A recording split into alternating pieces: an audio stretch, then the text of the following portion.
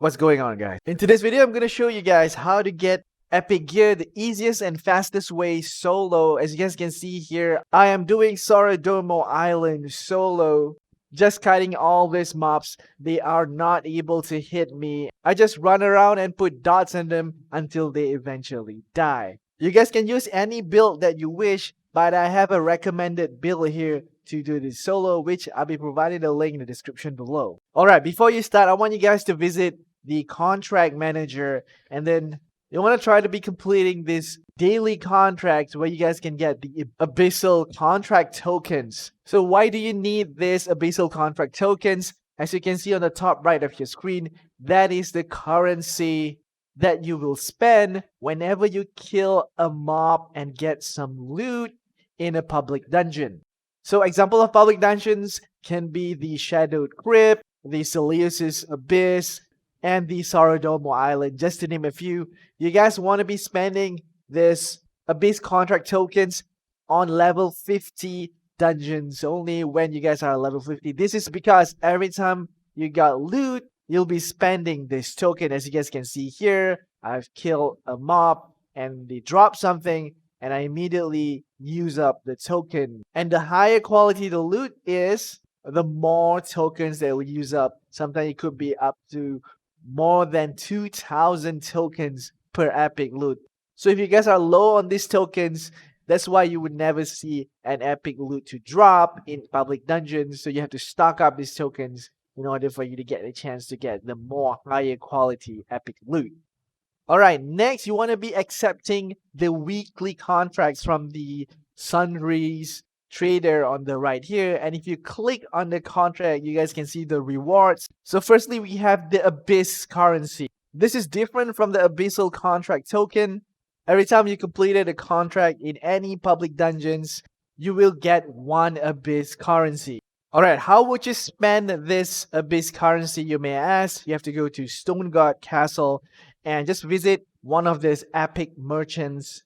Then click the chest icon, and then you want to be scrolling down to the very bottom, and as you guys can see, each chest will cost 40 Abyss currency. I currently have 32, which means I just need 8 more, and you will have a guaranteed chance to choose one of these epics. So if you guys missing any epic gear, you guys can just purchase these crates and get your epic gear immediately.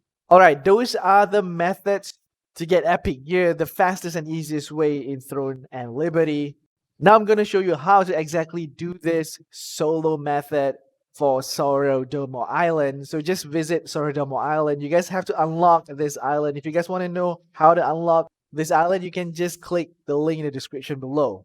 And once again, you guys can use any build that you're comfortable with, but I would highly recommend you guys use the build that I'm using, which is focusing on dot damage over time as well as healing. Although healing is not really necessary, because you can just kite all these melee mobs. They can't even do a single damage to you. So from the summoning stone, you want to just glide down. You want to be going to the open area where the butcher is, the reptilian butcher. And you want to avoid all these sentries. Those are range mobs. You want to be kiting all these melee mobs in the open area. Alright, once landed, as you guys can see, they already started to aggro. All you have to do is just keep moving and put dots on every enemy. Just tap target, put dot, tap target, and put dot. If you have any movement speed gear like on your boots, for example, that will be better. And if you're taking any damage, just simply heal up yourself. And you want to be tagging as many mobs as possible. I usually do maybe 4 to 6 or sometimes 7 mobs. You just want to tag them, put dot, and keep hiding them. It'll be depending on your gear as well. If you're not that geared, you can maybe try a lesser amount of mobs. As you can see here, one by one, they will die slowly to your dots. So these mobs will have a chance to drop epic loot, similar to what you have in the satchel. After completing the contract, you'll have another chance to get the epic loot. So double the chances.